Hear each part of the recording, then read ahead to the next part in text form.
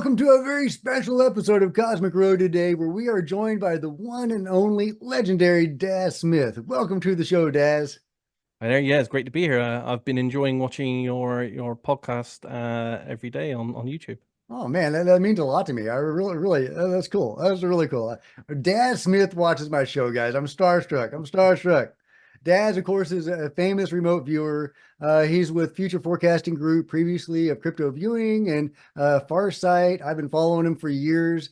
Dick and Daz, that's how I love you guys. Y'all are awesome. Y'all are amazing. Oh, thanks. And Yeah. for those guys, for any viewers that are kind of on the fence about remote viewing, Future Forecasting Group, they're the guys that predicted the Israeli attack a week before it happened, and really incredible. I mean, I guess we could start with that because it's a really interesting remote viewing, because it was like hijacked, right? Yeah, absolutely. Yeah, the real target we were going to be doing, and there were five remote viewers working this target, and it was blind. So we didn't know what it was, but it was meant to be looking at some kind of future-based technology, medical technology, and they gave it to all of us. As all we had was the target number, and we all reported back some kind of big event with things happening in the sky, lights, missile type stuff, a kind of war type energy. And they thought, well, this is just crazy. They're all off. So they actually set the target to us with slightly different rewording on the target their end another two times. And the other two times they sent it to us, all of us again were off on those two times. So three times in total. And this kind of thing just never it's just never happened to us, where we've all been attracted to something else, something more luminous than the present target. So yeah, we thought about it, we debated it on air, on camera when we do our debriefings, and it was decided that we should maybe put the information out there because it might have been some importance, and coincidentally it was. Although I have to be honest, half the data we got still hasn't happened. So I still think there's a hell of a lot more worse stuff to come. Maybe not for the Israel thing, but I think that might have been a part of the whole situation that develops into something even bigger and worse. Are you building your bunker yet? If I had the monetary capabilities, I probably would do so, to be honest, based on the data that we put out at Great. the time. Yeah. Thanks, Taz. Thanks. But yeah, but there's an amazing remote viewing session where some power forced you to look at something that was about to happen, some important event. Do you have any idea what that is that redirected your attention to this Israeli target? I mean, I have an idea, but it's a theory. And it happens within remote viewing in that we get better results on remote viewing targets that I call it numinosity, where they have almost like a luminance in the darkness that attracts you. And these targets are targets we know that have entropy. So it means that they've been there a long time and there's lots of energy and lots of change over time. So targets like that, and of course, with what happened or what's happening right to this very day with that whole, Israel Gaza situation thing, that's a hugely big energetic thing that your subconscious is trying not to be attracted to. And in this case, yeah, all of our subconsciouses were directed toward, it was so close and it was so big on the horizon, affecting billions of people, that we were, yeah, it just attracted us entropy wise. And has that ever happened before? It happens to remote viewers a lot, especially when we do things like we do these projects called ARV targets, which is associative remote viewing. And we use that generally on outcomes-based things, so like markets betting and sports betting. So essentially what you do is you have two outcomes, you have either an up or down, and you want a remote viewer to say, look at the gold market to see if it's going to go up or down. You don't want to tell them that they're looking at the gold market to see if it's going up or down because that's too much information. So what you do is you associate the up with maybe the Eiffel Tower as a target and the down with maybe the London Eye as a target. And you say to the remote viewer, which one of these will you see has your feedback in the future? And it will be associated with what actually happens in that market. If it goes up, you'll get one. If it goes down, you'll get the other. So that's what we call associative remote viewing. But the problem with that as a process is that if you don't get the balance right, and one of those photo targets that you pick, it has more entropy change luminosity than the other, then even though it's not the right event, it might pull you more than the other targets. You have to be very careful in your target choices when doing that. For example, we know for a fact from hundreds of thousands of these experiments that targets with a lot of water, with a lot of movement and water in it, because water has a lot of energy and movement. If that's one target in an ARV process, and the other target is something like something boring like a mobile phone on the table, undoubtedly, even though it's the wrong target, it's going to be picked as feedback. The remote viewer is more pulled towards the moving water one because it's just got a lot more energy and interest for them as a system. That's fascinating. How does it all work? What is your idea of how remote viewing works? Like, Yeah, that's another hard one. And yeah, we should talk about this a bit really because remote viewing is a terrible name for it as well because for the majority of people like myself, there's not a lot of actual visual viewing that goes on. So it's just the name that it was given at the time. So for example, remote viewing, because it's not visual, it ends up using all your other senses. So and I don't hear any of this stuff. I just know the correct word to put down on a sheet of paper. But it is essentially trying to use every one of your senses. So it is visual, but it's also your taste, your smell, your touch. And you use all these to build up a picture of the target. But as I said, for me, if I say to myself, okay, if I go to the target, what does it smell like? I don't actually smell what the target would smell like. I just know the word kind of bubbles up from my core here, my heart region, into my subconscious, and whatever that word is, the first word, I don't question it. I know that's correct, and I write that down on a sheet of paper.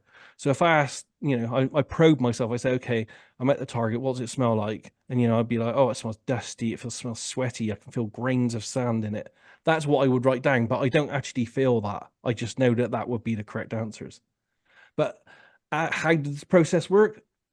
I don't know. I don't think anyone knows, but I do feel that some of the theories like holographic theory of the universe and entanglement and quantum entanglement and physics is getting pretty much close to a good explanation, because they know that if you entangle two particles and then you chuck one to the other end of the galaxy and you have one here on Earth, if you spin one on the other end of the galaxy, the one on Earth spins at the exact same time. So there's this instantaneous communication across time and space. And I think that's what's happening with remote viewing as well. We all, as human beings, I think we have components that exist all throughout the universe within us, is physically within us, because we're made of stars and stardust. And I think that we're just quantum entangled to everything in the universe, everything and everyone. and that's how it works because we're connected to these, Yes, everything that yes. we There's can no train. difference. There's no difference, although it looks like there's a physical distance between you and me.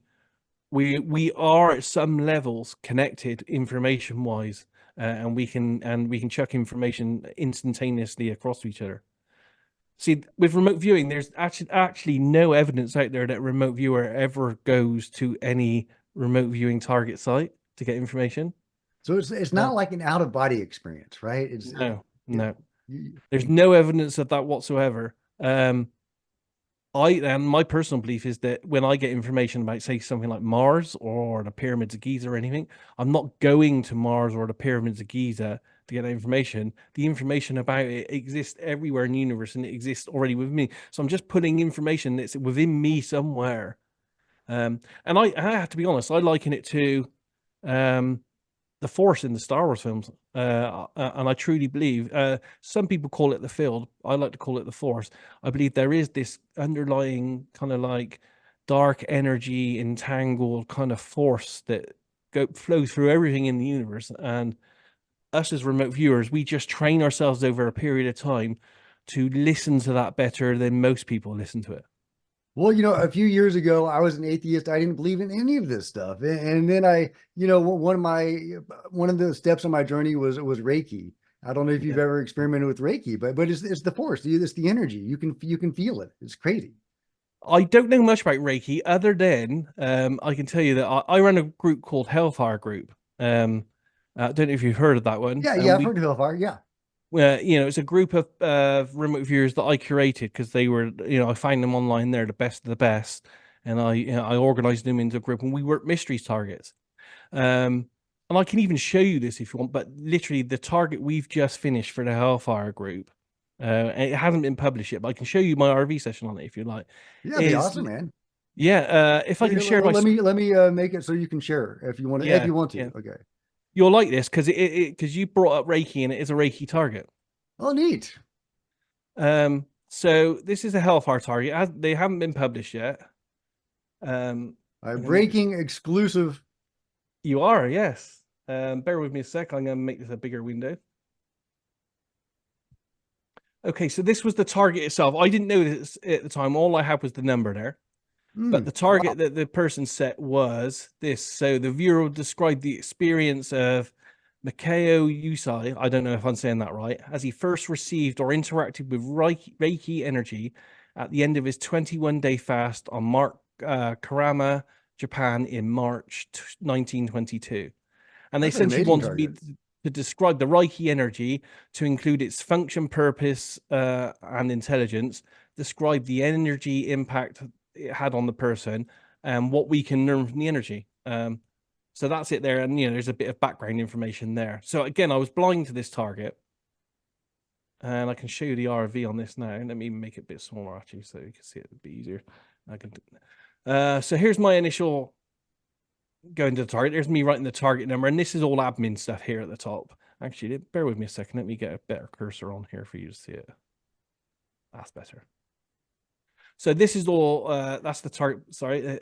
This is all admin stuff here. We write that on the top of every RV session so we know the details, when we started it, what time we started it, and all the scientific details, just in case that gives us data in its own right.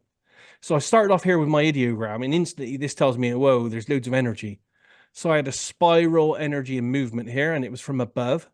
It was filled with microscopic particles of light, and this felt like it was enlightenment. And I had this consistency of fairy dust, and I almost had an image there of fairy dust, which I then went on to draw on page 2.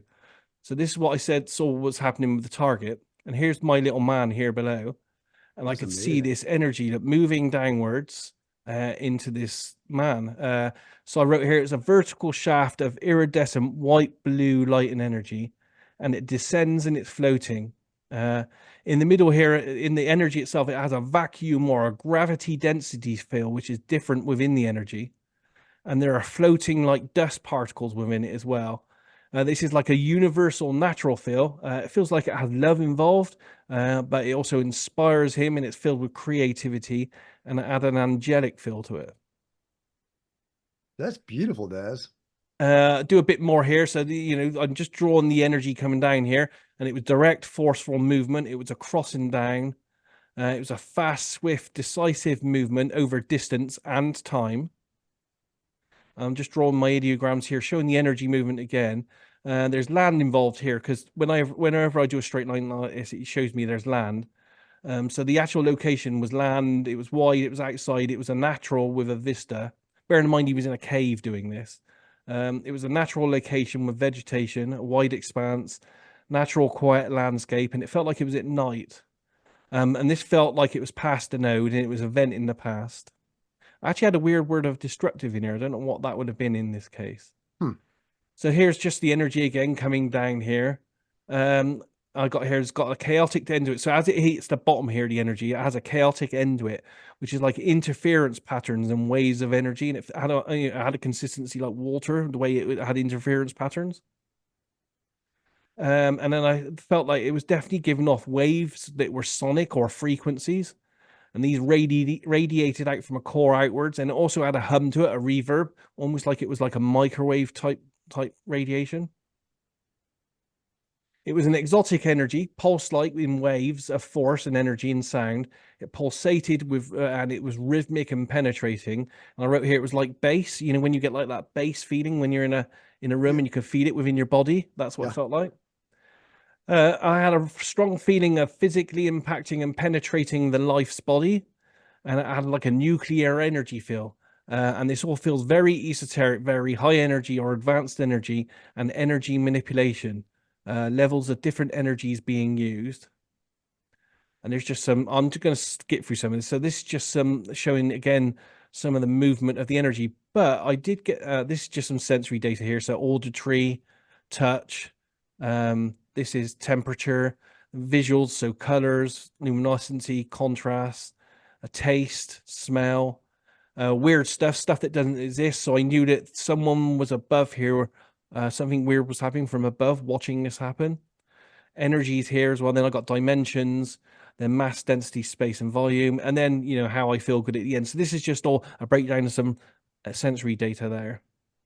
Then I move into some sketches, and I actually felt. And the weird thing is, I think 8 remote viewers were at this target, and most remote viewers I've seen their RV on this have all come back with some kind of UAP interaction involved in this whole experience with the Reiki energy.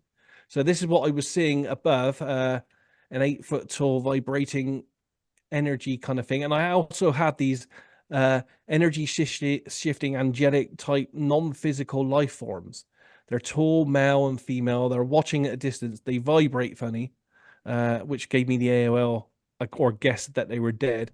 They're not quite in our dimension fully, and their movements are fast and blurred. Okay, I've got to break in, Dad. I got to break in because I have a friend that's really into the Arcturians.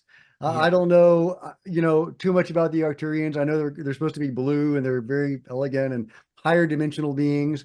And he's a Reiki guy, a really accomplished Reiki guy, and he feels that the Reiki protocols or whatever is something the Arcturians developed.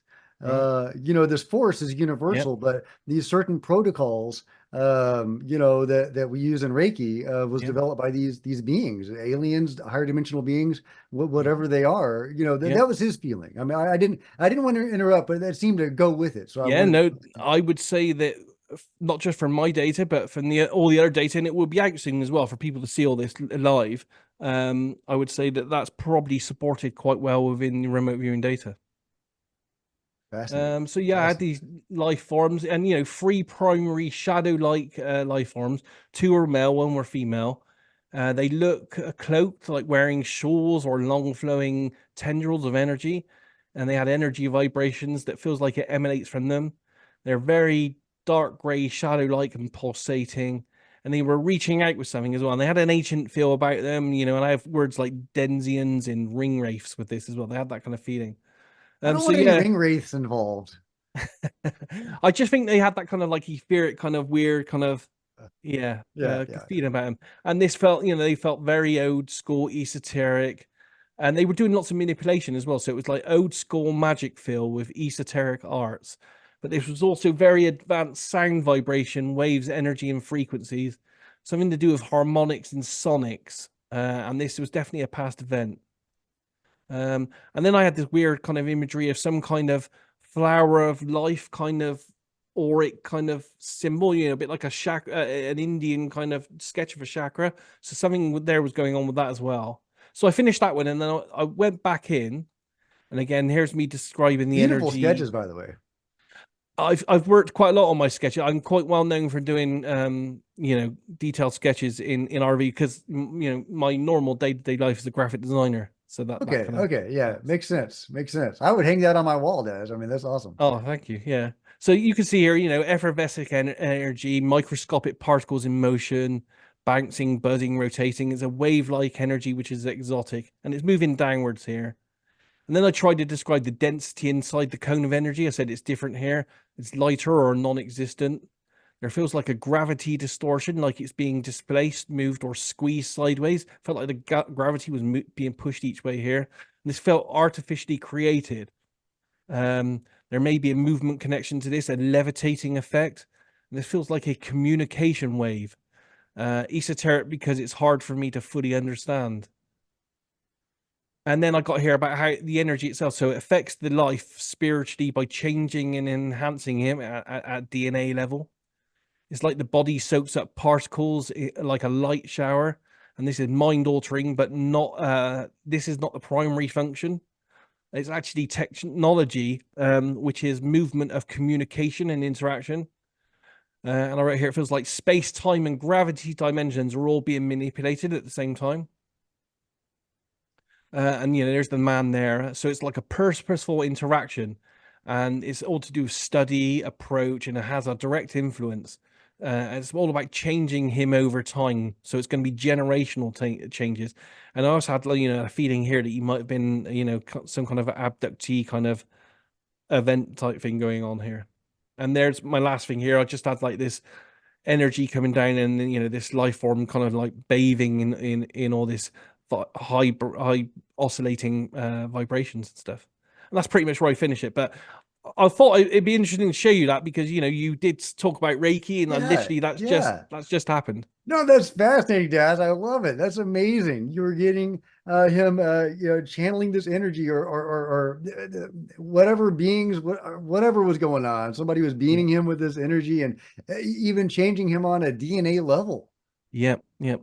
And as I said, I think 8 of us worked it. So, within a few short weeks, we'll have all the videos and RV sessions of all 8 remote viewers on that for anyone that's interested in Reiki and what might be happening there. But it also gives, for anyone that doesn't know anything about remote viewing, it gives you an idea of the kind of data that we can get as remote viewers on these blind targets as well.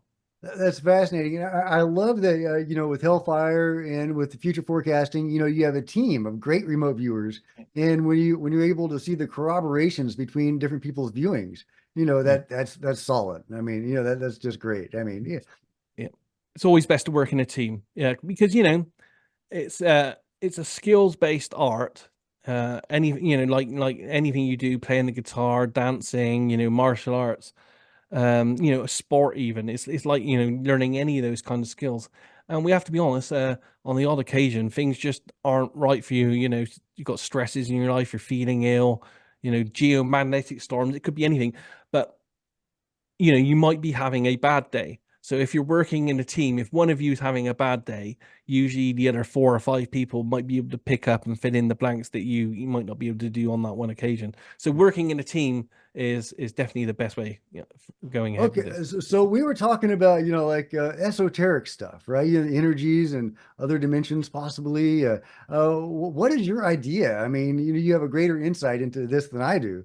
What do you think about other dimensions and spirituality? I know that you're kind of a little bit of a skeptic, I think, or you used to be. I was watching a No. remote viewing you did with JFK when you were seeing his assassination, and it looked like he was transitioning. Then you Mhm. you were like, well, I'm still not 100% on that, even though I'm Yeah. viewing it. And But okay, but you take it away. yeah, I still keep an open mind on everything, and bear in mind as well, before I found remote viewing, um, from the age of from the age of 10, I was first interested in psychic stuff. And I grew up in a psychic household where my mother was a spiritualist, medium, channeler, healer. Um, and I was brought up in a spiritualist church. So that's where people essentially talk to past loved ones and stuff. So I have a very large and long, what I call classical psychic techniques training before I found remote viewing. So I trained in mediumship, talking to dead people, channeling, tarot, sand reading, tea leaf reading, healing, you name it. I pretty much did it in the classical sense before I found remote viewing. But the thing is, when I found remote viewing, and I found that I could just sit down, look at a target, and talk to people that had existed at that target in the past, essentially who are now dead.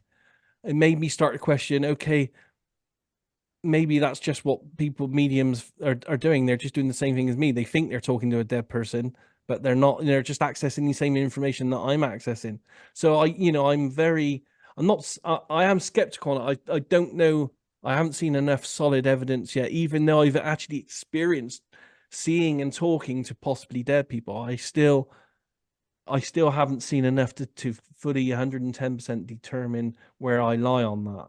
I do Okay. believe that when our physical bodies die, the energy that's within us doesn't die, and it does transform and something happens to it.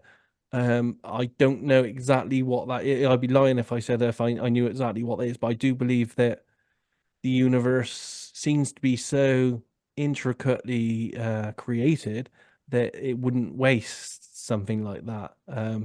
So I do believe something happens, but I don't know if I class it life after death. Um, and yeah, I have actually written a book on all this as well. I spent many years in those classical days, um, as part of a psychic development circle where we used to create a essentially an energy portal and then launch ourselves out into the universe out there and have conversations with whatever entities we would come across. And I put all that in a book called Surfing the Psychic Internet, so people can have a look at some of the experiences in that. And they I have to be honest, it's amazing experiences, but they were a mix of good and bad, because it's like going on the internet nowadays. It's like going on Twitter, or X. You go there, half the people you meet are going to be nice and filled with light, and the other half are going to be very dark. It's just the same when you do esoteric and psychic work. There are some life forms out there that do want us to develop and expand, and they do want to help us. But there are also some life forms out there that take great pleasure in sucking the life out of us and, sending us down a dark pathway. Sucking the life. Now, do you believe in loosh and all that, any of that kind of stuff? Do you know the concept of loosh? Have you ever heard of that, where the Yep, evil yep. beings sucking the energy from us? I think some of them, not all of them, again, nothing's black and white, like with the, UAPs and aliens and stuff like that. It's shades of gray. There's a huge big spectrum of things that are going on out there. But there are some life forms that I don't know if they live off that kind of stuff, but they take great pleasure in seeing the the despair and the negative energy that radiates from a human being if they can help create it. Take great pleasure in that. But there are humans that are like that as well, that kind of you know True, true. get off on that kind of thing. Sad but true. Sad but true. So I'm not trying to scare anyone. It's just that it's like anywhere you go in life, on the internet or anywhere, you launch yourself out there, and they're always good and they're always bad things. You just got to try to make as politically correct decisions as you can to not fall down any traps. Really, Yeah, as above, so below. I mean, well, absolutely, right? yeah, I mean, why yeah. shouldn't there be jerks, on in other dimensions or whatever, right? Absolutely. And they some of them, whether they're non-physical or physical life forms, and I've seen all sorts. Um, they also have their own life pathways, their own agendas, their own mythologies of where they come from, and all this kind of stuff. So, it's as I said, it's a spectrum. It's not black and white. Just because we think they're making a bad decision, they don't, because that's not the way that they've lived their existence. They have What's a cool story that you can tell us about meeting with some of these beings? Like, what entities did you interact with? And what's a cool story? a cool story. I don't know really. I mean, I met all sorts. The interesting things that they do, if you can get your pathway right, and it's always good. Again, I worked within a group, so we had a trusted group of like 5 or 6 very talented psychics that spent many years together in training to create like a trusted circle. So when you went out and did this kind of thing, you had the energy, the positive energy of everyone around you to kind of like buffer you and help you out. Um, so most of the experiences were good, but as I documented in the book, there were some what I call dark shadow type creatures that used to um stalk. Is stalk me the right word? I guess stalk me might have been the word. And I used to encounter them in situations, and they did not want us as humans to obtain the same powers as they have in being able to go anywhere in time and space. Although we do, every one of us has the power within us to go anywhere in time and space. It's just that society, history, and other powers that be them human or non-human, do not, to some degree, do not want everyone on the planet to know and use these skills. Do you think But that was yes, deliberate? I don't want to. I don't want to distract you. Keep going. Keep I going. think some of it's deliberate. I think this has been going on millennia. I mean, you only have to look through human history to see that people that show any kind of intuition or oneness with the universe, um, even like healers and medics and stuff like that. We killed them in witch trials and all kinds of stuff. They've been ostracized throughout society. Mainly some of it on fear. People, you don't like the thought that someone could be in a room and intuitively pick up on how you're feeling and your inner thoughts Right. and loves, fears, all that kind of stuff. So some of it's fear based, but I also believe as well that there's a very big possibility that some of the, and I'm not calling them aliens, but the non-humans might have an agenda and a technology that also hinders human uh, intuitive development. Yeah, trying to keep us within a bubble rather than allowing us to use our full capacities. Well, I guess I'm encouraged by the story of how we may have, acquired these Reiki protocols with this Reiki ability. If there's beings using technology against us, some sort of other dimensional technology to hold us back, maybe there's other beings trying to aid us. Yes, absolutely. Again, I think there's this huge, big, universal kind of multi-layered, not conflict, but it's a bit like I guess when we send politicians and stuff to the UN or some big thing like that. Everyone has their own agenda. They have all these side partnerships. They have trade routes, all this kind of stuff. It's just that kind of thing going on, but times a million. And with life forms that some you can see and some you can't. Some are physical, some are non, some are aliens, some are interdimensional. It's just a huge big zoo. What's the weirdest entity that you interacted with? The weirdest one, oh, well, there were so many. One of the weirdest ones, and I did draw him. I haven't got the picture to hand though. I did draw him at the time. Looked like a big, like 5 or 6 foot thumb in a cloak with What? one, so a really wrinkly kind of thumb with the head, the nail as the head with one big, huge cyclopic eye, no mouth, no nose, wearing a big purple kind of coat type thing. Really, something you think Did he have yourself, arms or legs or anything? and no, nothing like that. It was No, just a thumb yeah, with an eye, with one yeah, eye. just a big 6 foot thumb type thing with an eye kind of thing. But again, and I can't prove any of this is real or existed. So it's personal to me, really. But I had to write in the book. I promised the people that we met when I first started my psychic journey doing that I would one day write a book about it. So everything that happened, good or bad, I just put in the book at the time. Do you But still? as you were quite said in the beginning, it's not that I'm skeptical. I just keep that kind of psychic side of my life completely different from the remote viewing because it is completely different. None of that kind of stuff happens to me within remote viewing. Remote viewing is a totally different technique. All this kind of classical stuff, it's very, and everyone that learns classical techniques will probably be able to tell you this. The whole process of learning, like, clairvoyance, clairaudience, mediumship, channeling, all that kind of stuff, although you can set the time to tune into this kind of stuff, the majority of the stuff that happens is very spontaneously out of your control. You're kind of like the passenger in a car, and the car's taking you past stuff, and you're looking at the window going, "What was that?" Kind of trying to take it in, but you don't have any control over the car because you're not the driver, you're the passenger. Whereas remote viewing is genius in the way that Ingo Swan and the others created it, in that you are now the passenger of the car. So I decide when I turn the car engine on. I decide when I want to slow it down and where I want to stop it. I am 110% in control of the entire process. I love it. I love. And by the way, you said you didn't like the phrase remote viewing. What do you think is a better word? Psychic? Yeah, what's the better word? Some people are liking to use remote perception. I don't even know if perception is the right word. I don't know if our language has the right word for it, really. We used to Um, use the ESP, y- yeah, that's extra not. sensory perception. Yeah, that doesn't feel right either because I don't think it's extra. I think it's.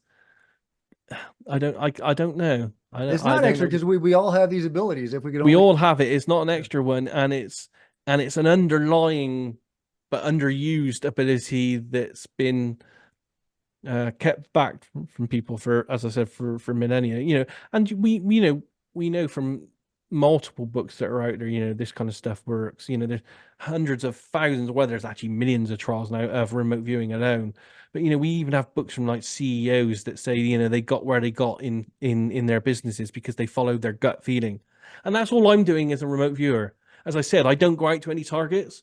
All my best impressions come from this area, and it's almost like because you have this thing called the little heart in the brain where you have a clump of neurons just above your heart, which actually connects to the neurons in your brains. What they call it, the little heart and little brain in the heart. This is where all your intuition, everything comes from. It kind of bubbles up, and this is where all my. The weird thing is, as an artist as well, I'm also a photographer and an artist. This is where all my ideas and creativity comes from as well. So creativity and remote viewing impressions, they feel exactly the same. They come from the same place, and it's all from your almost like your heart chakra. It all comes from your heart chakra. That's fascinating. Do you still practice mediumship? I haven't practiced any of those techniques now since, whoa, I'm just trying to think. Um it's got to be 10, 15 years Okay, now. so since you started seriously getting into remote viewing, I guess. Yeah, yeah. Okay. I mean, I did do it one time where I was training an RV and I was doing that, but I always kept it completely separate. The classical stuff is completely different in the way it feels, not in the way it feels, but the way you're doing it and the way it feels than remote viewing. As I said, it's so chaotic that you're not in control. But remote viewing, you're totally in control. Yeah, which is Yeah. what I like. I don't like not being in control. And another thing is, the more I do remote viewing now, and the less I do of that other stuff, I found that spontaneous occurrences of psychic things that used to happen around me as I was growing up and stuff have become less and less. They've atrophied. And that might be because of the control thing, like if when I'm doing my RV and I have to do it because it's my work. It's like four or five times a week. I get my I use a tablet now, so I do it all on a tablet. I get myself a cup of coffee, I sit down with a tablet, and it's almost like, right, this is it. I'm going into work mode. Then I turn it on, and then the impressions can come through. And then once I finish it and I write end on the sheet of paper at the end of it, it's like, okay, the switch is off again, and I don't get anything. So I rarely get spontaneous sign out other than the occasional deja vu or in dreams. I don't get anything. I don't see dead people like I used to as much now. I have to kind of absolutely concentrate on it for it to happen. It doesn't happen spontaneous to me anymore. But you used to see dead people and be able to interact with dead people or what might be dead people. Yes, again, I'm not sure now I've learned all these other skills that it actually is really dead people. I think I personally think we're just tuning into the information about dead people that's contained everywhere in the universe. Okay. Can I give you one story that might give you a little doubt about that there might be? Okay, Yeah, you may have heard the story before. You may have heard the story, but okay, the story of the Zeta tag. Have you heard the story of the I Zeta haven't. tag? No. Okay, all right. So, my stepmother was a member of her sorority, but back in the day, and as an adult, she joined her women's group, which was an extension of her sorority, the Zetas, and they had remodeled a mansion in downtown San Antonio, Texas, and a beautiful mansion, and she spent all her time there with her women's group. She was the president, she was the treasurer. Okay, there's a point. There's a point. Okay. Yeah. So, all right. So, anyway, in other words, she was very, very associated with the women's group, the Zetas. Her service was held there when she passed away a few years ago, and I inherited her car with it, which had the Zeta tag on it. Yeah. Now I took the tag off because I'm not a Zeta. I didn't want people to think I was a member of the sorority. Mhm. And so I don't know what I did with the tag. I probably threw it away. Maybe I kept it. I'm sentimental. Maybe I did keep it. I don't know what I did with it, but the point is, so we were remodeling our house a few years ago, my wife and I, and everything was out of the house. All the furniture, everything was gone. The floors were taken up. All the walls were painted. Every closet was painted. Everything. Okay. All right. So Yeah. nothing is in the house. And the floors were put on after the walls were painted, of course. So I'm doing the walkthrough afterwards, doing the walkthrough of Yeah. the house. And of course, what do I see on the floor near the front door, on the brand new floor that had just put Mhm. down the Zeta tag, the Zeta tag. Mhm. Yep. And I think that's what they call a port. If you've ever heard of the word a port, Yes. when Yep. a spirit can materialize, Mhm. manifest something. Yep. And so, I don't know if that was, a field that I was interacting with, but it felt like an individual that was Mhm. still around, that was saying hello, from the other side. I don't have the answers for everything. It's possible, but there again, there are many other things that could be possible as well. It could be someone, an angel type essence, a non-human type thing of some kind that knew that placing that with its significance with you in your pathway would then send you on a journey that may be the journey that is what you're meant to do in this lifetime. But again, it could just be a message from a possible loved one that had passed over as well. All right. I'm not one to say I'm trying I to have get the you on answer. board the spirit train. I mean, Yeah. you're a medium. Okay. All right. Or we're a But medium. I have done mediumistic stuff and I've seen it thousands of times because I attended the spiritualist church. In fact, I even got married by my mother married me in me and my Wow. wife. She was the person Right. directing it in a spiritualist church. Um so I grew up there. And I have to be honest, some of it is very convincing. I do see evidence of some kind of life after death interaction. But at the same time, I have to be skeptical, knowing that I can get the same kind of information as most of them. And, I'm saying with reincarnation, I can get the same kind of information as some people do when they recount past lives just by doing a remote viewing session. Yeah. So I have to be a little bit skeptical on it at this stage until I have a bit more information on all of it. I'm open minded. And I have to be honest, I don't know exactly what's going on. Other than all I can tell you is what I've experienced, and it's a huge, big zoo type smorgasbord of physical and non-physical life that we can and can't see. That's just everywhere in the universe. That's fascinating. It's good to be skeptical. I mean, you've got to be, you can't just buy into You've got to things. keep an open mind, I think. Yeah. Yeah, totally, totally. Yeah. All right. Changing gears a little bit. All right. So you have done a lot of UFO related targets and esoteric targets, with the future forecasting and crypto viewing and Farsight. And I want to get your insight onto some of those. What are your thoughts? I mean, you've done some really interesting, like the space arc, the undersea. Yeah. What a fascinating remote viewing session. Can you tell us about that? I can If know. you remember, because I know that when you're in the It's state that very, yeah, it's very sometimes, yeah, because I've literally done thousands of these now. So some of them, they are starting as I'm getting older to all kind of meld into one big remote viewing thing now.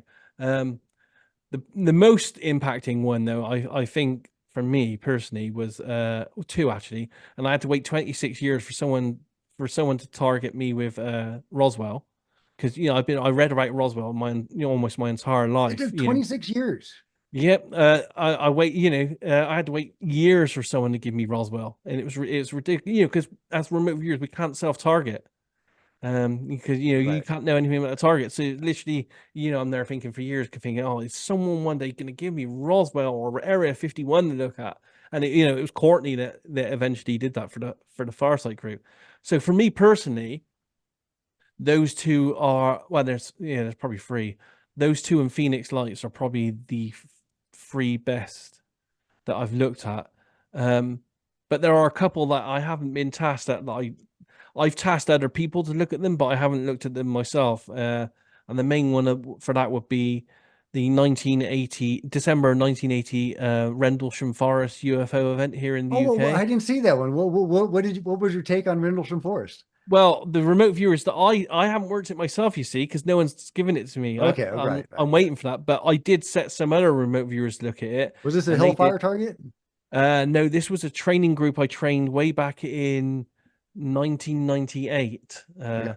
A group of local girl psychics here in the city of Bath, and they reported some pretty amazing what looked like typical UAP craft with grey alien type beings in a forest interaction. So perfectly in line with the story of that event.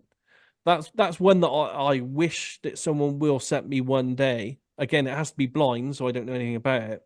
But the other three best ones that I've worked UAP wise, definitely Roswell, definitely Area 51, and I really liked the Phoenix Light ones as well because I wasn't too sure about that one, after reading about it before I was blindly tasked with it, and then actually going through it, it did feel like it was a definite UAP type event rather than Earth-based technology. I saw the Phoenix Lights one. I mean, I've seen so many of yours, but the Phoenix Lights one was amazing. Yeah, You and Dick were able to see inside the craft. yeah, yeah, Can absolutely. you Yeah. describe what you saw if you remember? Yeah, that was definitely a huge big craft, and that's for me was what, when I was trying to describe the size and shape of it. That's what was the decider really, because we've all been in planes and stuff, and you see how clunky they are as they move through the skies and stuff. So to see this elegant kind of craft that was 6 to 8 times the size of a huge jumbo type thing, it was like, no, this isn't what we're seeing on a day-to-day basis.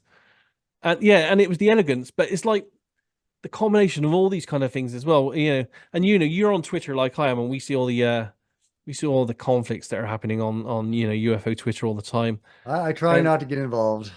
I just look at it and think, why aren't these people using remote viewers more? Because the kind of small details that we've picked up and we've seen on some of these targets, like I've gone into great detail in some of my RV sketches, on how the biosuits that the some, or I won't say the, because it's just some of them I encountered, but one kind of encounter of non-humans had this biosuit of uh silver type fabric that was like 2 microns thick. And the fabric itself had an AI type interaction, so it interacted with the body of the wearer in an AI type way, but also then symbiotically, in a three-way communication, had this same kind of AI symbiotic relationship with the ship itself. So the ship, the wearer, and the very thin 2 micron wide suit was all in this very strange symbiotic communication loop. So it's details like that that remote viewers can bring out and describe in huge detail that just aren't being used by most ufologists, because I guess they're a bit skeptical of the kind of work that we can do, but we can put out huge amounts of data. I mean, when I looked at the Area 51 one, I went into the different areas of what they were doing at Area 51 and how they were even creating bioweapons based on some of the fluids and bits and pieces that they'd got from the non-humans themselves and stuff. Wow. So Wow. yeah, I'm Even just in I'm bioweapons, just a that's bit the amazing. dismayed really that Yeesh. people don't use people like myself to get a lot more material. But saying that, I have done a couple of paid projects for Tom DeLonge, on Have you UAPs. really? You work with Tom? Wow. Okay. Tell us about that. Cliffhanger. All right. I hope you've enjoyed part one of my epic interview with Daz Smith, legendary remote viewer Daz Smith. I really enjoyed it. I hope you guys did too. If you did, please give me a big thumbs up. Give Daz a big thumbs up. And I sure appreciate it. Smash the like button and the bell and all that kind of good stuff. And be sure to stay tuned tomorrow for part two of this interview with Daz Smith, where he's going to talk about this remote viewing project with Tom DeLonge, this UFO related mysterious remote viewing project with Tom DeLonge, and a whole lot more besides. I hope you're going to enjoy part two as much as you did part one. So stay tuned for that, and I'll see you guys next time. This is Jack with Cosmic Road signing out.